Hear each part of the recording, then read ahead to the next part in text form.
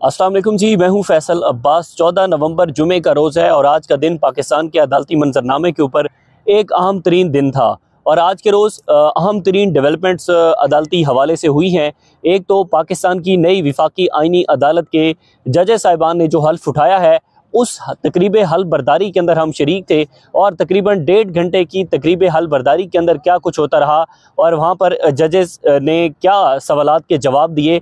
और फिर सीनियर साफ़ी मतीउल्लाह जान साहब ने आड़े हाथों लिया जस्टिस अमीनुद्दीन खान साहब को, उनका रिस्पॉन्स क्या था। और फिर जस्टिस हसन अजहर रिजवी जो कि नई विफाकी आइनी अदालत के मेंबर हैं, वो भी आज उलझे हैं मतीउल्लाह जान साहब से। और उसी के साथ ही पाकिस्तान की अदालती तारीख तो वैसे भी तारीख नहीं है बल्कि वो तारीख हो चुकी है, क्योंकि इस वक्त जो चीज़ें हमारे सामने आ रही हैं 27वीं आइनी तरमीम के बाद, तो वो बड़ी हैरान कुन है। जस्टिस डॉगर राज जो उनका एक राज था पूरी इस्लामाबाद हाई कोर्ट के ऊपर, वो भी हमें कहीं ख़त्म होता दिखाई देता है। उनके नीचे से जो हाई कोर्ट है वो सिरकती हमें दिखाई देती है। उसकी वजह भी इस वीडियो के अंदर मैं आपको बताऊँगा, लेकिन आप से भी गुजारिश है कि आपने कमेंट्स में इस हवाले से अपनी राय ज़रूर देनी है। मामला ये था कि आज पाकिस्तान की नई विफाकी आइनी अदालत के जजेस की तकरीरी और चीफ जस्टिस की तकरीरी और फिर उनके हल्फ का मामला था। सबसे पहले तो हमें बताया गया कि जी नई अदालत, ये जो विफाकी आइनी अदालत है, इसके जजेस का हल्फ शरीयत कोर्ट के अंदर होगा। शराय दस्तूर पर 4-5 बड़ी अहम तरीन इमारतें हैं, जिसमें पार्लियामेंट हाउस है, साथ सुप्रीम कोर्ट ऑफ पाकिस्तान है और उसके सामने विफाकी शरई अदालत है। फिर अगर थोड़ा सा आप आगे आते हैं तो फिर इस्लामाबाद हाई कोर्ट है। हमें बताया गया कि जो विफाकी शरई अदालत है उसी के अंदर हल्फ होगा जजेस का। लेकिन बाद में अचानक रात को, मैं गुज़िश्ता वीडियोज़ के अंदर बड़ा तफसीली बता चुका हूँ कि कुछ आम तरीन मुलाकातें होती हैं और उस मुलाकात के बाद फिर सेज सजाई जाती है इस्लामाबाद हाई कोर्ट के अंदर। और इस्लामाबाद हाई कोर्ट के अंदर जब हम सुबह सवेरे पहुँचे तो बड़े तकरीबात का इनेकाद किया गया था। वहाँ पर जो है वो सुर्ख कारपेट बिछाई गई थी। सुर्ख कारपेट पर पाकिस्तान की अदलिया को फतह करने वाले जजेस, अदलिया को फतह करने वाले हुकूमती मेंबर्स और हुकूमती जजेस ने उस रेड कारपेट के ऊपर वो चलकर वो जो तकरीब हल्फ बर्दारी थी उसके अंदर पहुंचे। बहरहाल सबसे पहले तो वज़ारत कानून की तरफ से एक नोटिफिकेशन जारी होता है। अच्छा, मुझे हैरानगी होती है कि 26वीं आइनी तरमीम हुई, उसके अंदर इतने हुकूमत ने ब्लंडर कर दिए, इतने ब्लंडर कर दिए कि उन ब्लंडर्स को करने के लिए फिर 27वीं आइनी तरमीम करनी पड़ी। अब ये जो 27वीं आइनी तरमीम के अंदर इस हुकूमत ने ये जो विफाकी आइनी अदालत बनाई है, इसके अंदर इतने ब्लंडर्स कर दिए हैं कि अब एक एक चीज़ खुलकर सामने आ रही है। कुछ चीज़ें मैं आपके सामने रखूंगा कि विफाकी आइनी अदालत जो है, उस आइनी अदालत की जुरिस्डिक्शन के हवाले से अब एक नया तनाज़ा खड़ा हो गया है। यानी कि जस्टिस अमीनुद्दीन खान और इस्लामाबाद हाई कोर्ट के चीफ जस्टिस सरफराज डोगर साहब के दरमियान एक तनाज़ा हमें नजर आता है। तो सबसे पहले तो ये हुआ कि जी ये जो तकरीब हल्फ बर्दारी थी, इसके अंदर 4 कुर्सियां रखी गई, क्योंकि इसमें जो जजेस की तकरीरी है विफाकी आइनी अदालत के अंदर, उसके अंदर हमें बताया गया कि 9 जजेस होंगे, कोई कहता है 7 जजेस होंगे, कोई कहता है 11 जजेस होंगे। तो 4 कुर्सियां लगाई गई। तो हमने सोचा कि एक पर तो जस्टिस अमीनुद्दीन खान साहब बैठे होंगे, वो तो अपना हल्फ लेकर आ चुके हैं। दूसरी पर सरफराज डोगर साहब बैठे होंगे। तो इट्स मीन के 2 कुर्सियां जो हैं, उन 2 कुर्सियों पर आज विफाकी आइनी अदालत के 2 जजेस की वो अपना हल्फ उठाएंगे, क्योंकि 2 जजेस की कुर्सियां लगाई गई हैं। फिर अचानक जो है वो कुर्सियां 7 कर दी जाती हैं। फिर हमें ख्याल आया कि अगर एक कुर्सी पर जस्टिस अमीनुद्दीन खान साहब बैठे होते हैं तो इसका मतलब है कि दीगर 6 जजेस का आज तकरीब हल्फ बर्दारी होने जा रही है। लेकिन अचानक और हैरान कुन तौर पर फिर उसमें से 2 कुर्सियां निकाल ली जाती हैं। 2 कुर्सियां निकाल कर अदालती अमला जो है वो वापस ले जाता है और अदालती अमला कहता है कि नहीं जी, अब 5 जजेस होंगे। अच्छा, फिर 5 जजेस की जब बारी आती है तो फिर सारे हमारे दोस्त कोर्ट रिपोर्टर्स जो है इस इंतजार में थे कि भाई जजेस कौन से हैं। तो बहरहाल सबसे पहले तो जो जजेस के नाम सामने आए हैं जी, जजेस के नाम हैं विफाकी आइनी अदालत के लिए जस्टिस अमीनुद्दीन खान ने तो बतौर सरबराह इसका हल्फ सदर पाकिस्तान से उठा लिया है। अच्छा जी, वज़ारत कानून और इंसाफ की तरफ से जो नोटिफिकेशन जारी हुआ है, उस नोटिफिकेशन के मुताबिक 3 जजेस सुप्रीम कोर्ट से होंगे चीफ जस्टिस के बगैर, जिसमें जस्टिस हसन अजहर रिजवी होंगे, जस्टिस अली बाकर नजफी और इस्लामाबाद हाई कोर्ट के साबिक चीफ जस्टिस आमिर फारूक जो कि सुप्रीम कोर्ट के अंदर एलिवेट हो चुके थे, वो भी इस आइनी अदालत में बतौर जज जो है उन्होंने आज हल्फ उठाया है। उसी के साथ ही जो जजेस का नोटिफिकेशन सामने आया है, उस नोटिफिकेशन के मुताबिक सिंध हाई कोर्ट से जस्टिस के आगा जो कि पीपल्स पार्टी के बड़े क्लोज समझे जाते हैं, उसके बाद बलूचिस्तान हाई कोर्ट से जस्टिस रोजी खान और पेशावर हाई कोर्ट से जस्टिस अरशद हुसैन शाह आइनी अदालत के जज होंगे। अब इसके अंदर सूरत हाल इंतहाई दिलचस्प हुई कि इन 6 जजेस में से 3 जजेस ने आज अपना हल्फ उठा लिया है। जस्टिस अली बाकर नजफी, जस्टिस हसन अजहर रिजवी और साबिक चीफ जस्टिस आमिर फारूक जो कि इस्लामाबाद हाई कोर्ट के चीफ जस्टिस है, उन्होंने भी हल्फ अपना उठा लिया है। अब इस सूरत हाल यहाँ पर रुकती नहीं है। सूरत हाल इससे आगे जो कदम उठाते हैं उसी कदम पर कोई ना कोई ब्लंडर हो जाता है। अब हुआ क्या? हुआ ये जनाब कि ज़ाहिर है किसी भी अदालत के अंदर हम देखते हैं कि जब आइन के आर्टिकल 199 के तहत दरखास्तें दायर होती हैं, अब चूंकि आपने एक समझना है कि जब 26वीं आइनी तरमीम की गई तो 26वीं आइनी तरमीम के अंदर ये कहा गया कि जी हर हाई कोर्ट के अंदर एक आइनी बेंच होगा। अब वो आइनी बेंच सिंध हाई कोर्ट के अंदर तो बन गया, उसके बाद वो ना तो बलूचिस्तान हाई कोर्ट के अंदर बना, ना पेशावर हाई कोर्ट के अंदर और ना इस्लामाबाद हाई कोर्ट के अंदर। तो अब जब इस्लामाबाद हाई कोर्ट के अंदर आइनी बेंच नहीं बना तो तब इस्लामाबाद हाई कोर्ट के पास ये जुरिस्डिक्शन है कि हाई कोर्ट के अंदर जो भी दरखास्त 199 के तहत दायर होती है, आइन के आर्टिकल 199 के तहत, तो उसको कौन सुनेगा? उसको आइनी बेंच सुनेगा या फिर जो इस्लामाबाद हाई कोर्ट है वो सुनेगी। अब अगर इस्लामाबाद हाई कोर्ट सुनेगी तो उसी इस्लामाबाद हाई कोर्ट के अंदर जो विफाकी आइनी अदालत के जजेस बैठे होंगे वो क्यों नहीं सुनेंगे? अब इस पर एक नया तनाज़ा खड़ा हो गया है कि जो रजिस्ट्रार इस्लामाबाद हाई कोर्ट से है, रजिस्ट्रार साहब हैं, उन्होंने कहा कि जी अब हम सर पकड़ के बैठ गए हैं कि हमने क्या करना है, हमने 199 के तहत दरखास्तें हाई कोर्ट के सामने समाअत के लिए मुकर्रर करनी है या आइनी बेंच के सामने समाअत के लिए मुकर्रर करनी है। अब इसके अंदर जो तरमीम की गई है इसमें कंफ्यूजन ये है कि हाई कोर्ट में आर्टिकल 191 की रिट पिटिशंस को कौन सुनेगा, क्योंकि 27वीं यानी तरमीम में आर्टिकल 202A में तरमीम कर दी गई है और आर्टिकल 202A में कहा गया है कि आर्टिकल 199 के तहत सिर्फ आइनी बेंच ही केसेस सुनेगा। हाई कोर्ट में तो कोई आइनी बेंच है नहीं, तो फिर वो दरखास्तें कौन सुनेगा? यहाँ पर भी ब्लंडर है और यहाँ पर भी कंफ्यूजन बरकरार है, जिसमें हाई कोर्ट का रजिस्ट्रार भी सर पकड़ के बैठा है कि यार हमने क्या करना है।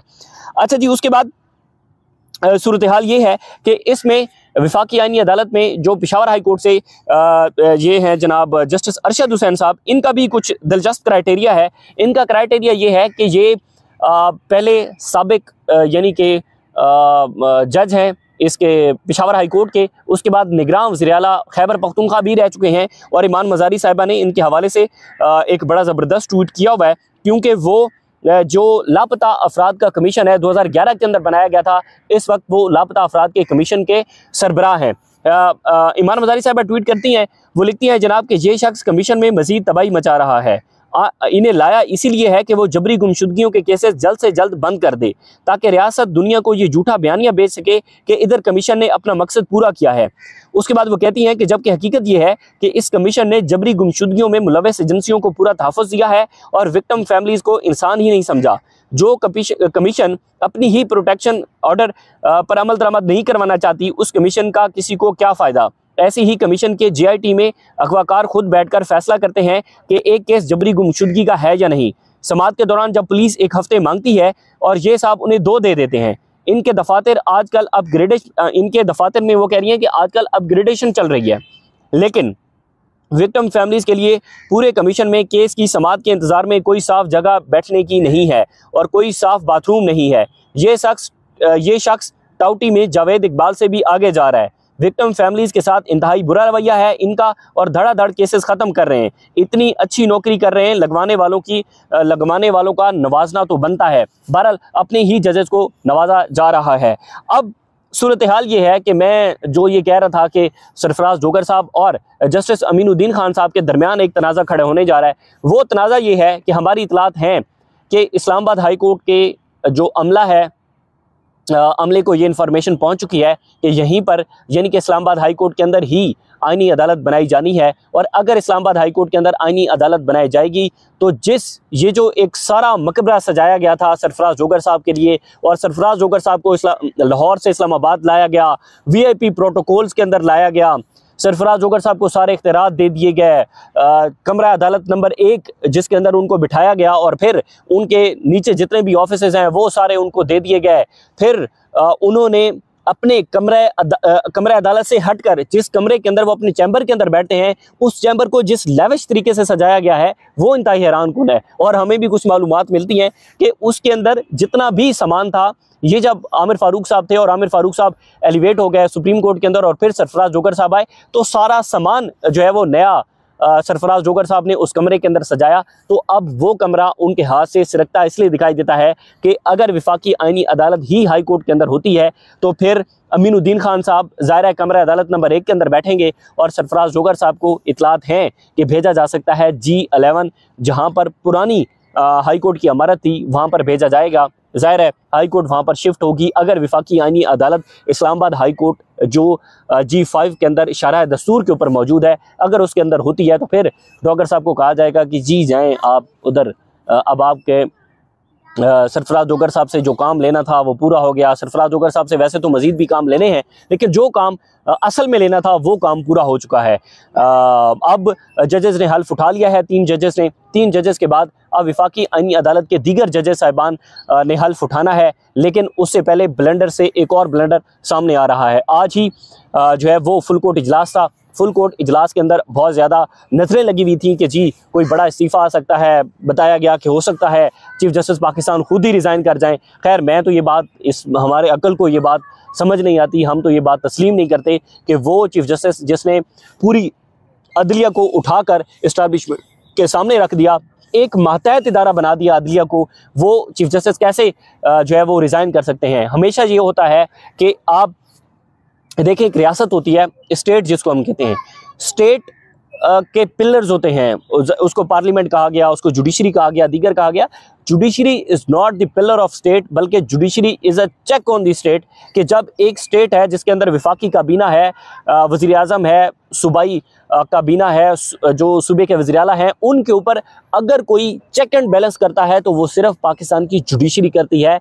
और जब उस जुडिशरी को ही वफाकी हुकूमत लगाएगी, हुकूमत की अक्सरियत लगाएगी, तो वो जुडिशरी कहाँ पर जो है वो होगी, आज़ाद होगी, इंडिपेंडेंट कौन से फैसले करेगी। बहरहाल वो किसी ने ज़बरदस्त लिखा हुआ था कि एक शख्स यानी कि इमरान खान की मुखालफत के अंदर आकर पूरे पाकिस्तान के आइन को ही तब्दील करना पड़ा है, और आइन को तब्दील करने के बाद आज पाकिस्तान की अदलिया इस नहज तक पहुँच चुकी है कि अब हाई कोर्ट के अंदर एक नया तनाज़ा खड़ा है, सुप्रीम कोर्ट के अंदर एक नया तनाज़ा खड़ा है, और आए रोज़ नई डेवलपमेंट्स हो रही हैं। बहरहाल मज़ीद जो भी तफसीलात होंगी इंशाल्लाह आपके साथ शेयर करते रहेंगे। मुझे इजाज़त दीजिए, अल्लाह हाफ़िज़।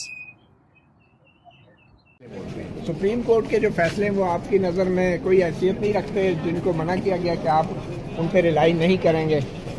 फैसले बोलते, मैंने बोला ना फैसले बोलेंगे। नई तारीख रकम कर दी है, कुछ कहेंगे?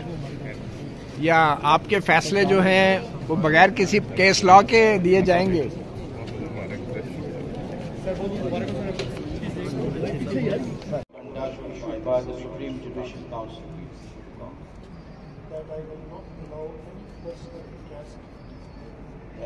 That I will not allow any personal interest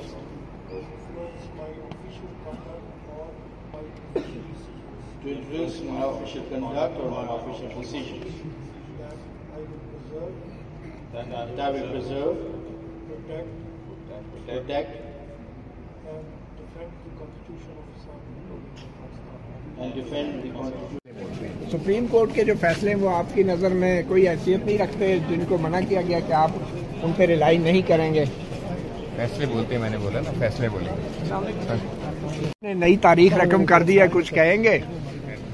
या आपके फैसले जो हैं वो बगैर किसी केस लॉ के दिए जाएंगे?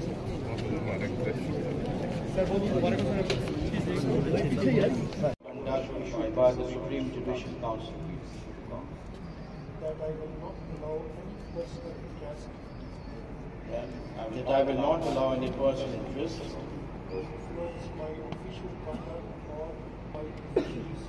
to influence my official conduct or my official decisions. That I will preserve, protect, and defend the Constitution.